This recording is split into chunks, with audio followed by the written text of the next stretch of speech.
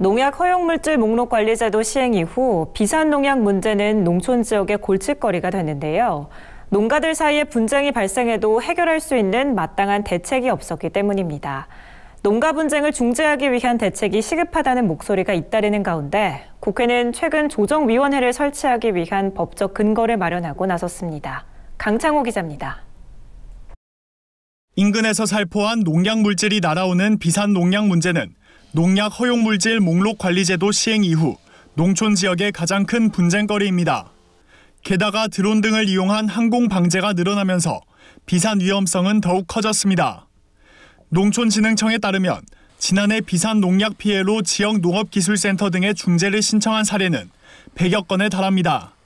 하지만 현행법상 농진청은 비산 농약 분쟁을 조정하거나 해결할 권한이 없기 때문에 한계가 있을 수밖에 없습니다. 비의도적 비산으로 인해가지고 문제가 생긴 거잖아요. 그러면 당사자 간의 합의가 가장 중요한 것이라 센터에서 조정해주는 게 가장 현실적이고, 사실 우리가 나간다 하더라도 민원이 들어오면은 농약 성분이 있는가 없는가까지만 분석해주는 걸로 그렇게 돼 있거든요. 결국 농가는 피해를 구제받으려면 소송을 제기할 수밖에 없는데 이웃 농가를 상대로 소송을 벌이기가 쉽지 않은 게 현실입니다. 소송에 소요되는 시간과 비용도 만만치 않아 피해 농가가 보상 요구를 포기하기 일쑤입니다. 전문가들은 이처럼 농민들이 PLS를 의도치 않게 어겼을 때를 대비한 정부 대책이 전무하다고 지적하고 있습니다. 비산되는 거를 일개 농가가 막을 수 없을 것이고요. 근본적으로 검토를 해야 될 것 같은데. 그래서 비의도적인 검출에 대해서는 그건 문제 삼지 않는다거나.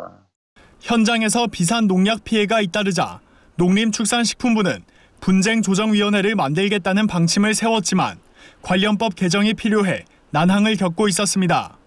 이에 최근 국회에서 농약 피해 분쟁 조정위원회 설치를 위한 법안이 발의돼 농약 비산 문제 해결의 밑그림이 그려졌습니다. 이계호 국회 농림축산식품해양수산위원장은 최근 분쟁 조정위원회 설치 등의 내용을 담은 농약관리법 일부 개정안을 대표 발의했습니다. 이 개정안에는 농림축산식품부 산하에 조정위원회를 두는 내용이 명시됐습니다. 다른 사람이나 기업, 기관 등이 살포한 농약으로 피해를 입은 경우, 안전사용 기준에 따라 농약 등을 사용했음에도 피해가 발생한 경우, 방제업자가 살포한 농약으로 피해를 입은 경우 등이 조정위원회의 분쟁 조정 대상입니다. 농약관리법 일부 개정안에는 비산 농약 문제를 유발할 가능성이 높은 항공방제업 관리를 위한 법적 근거도 명시됐습니다.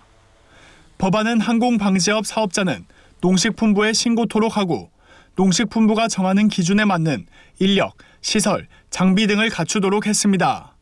이 밖에도 농약 안전 정보 시스템을 통해 수집된 정보를 농약 등의 안전관리 이외에도 공익직불제 선별 지급을 위한 농약 판매 구매 이력 확인에 사용할 수 있도록 법적 근거가 마련됐습니다. MBS 뉴스 강창호입니다.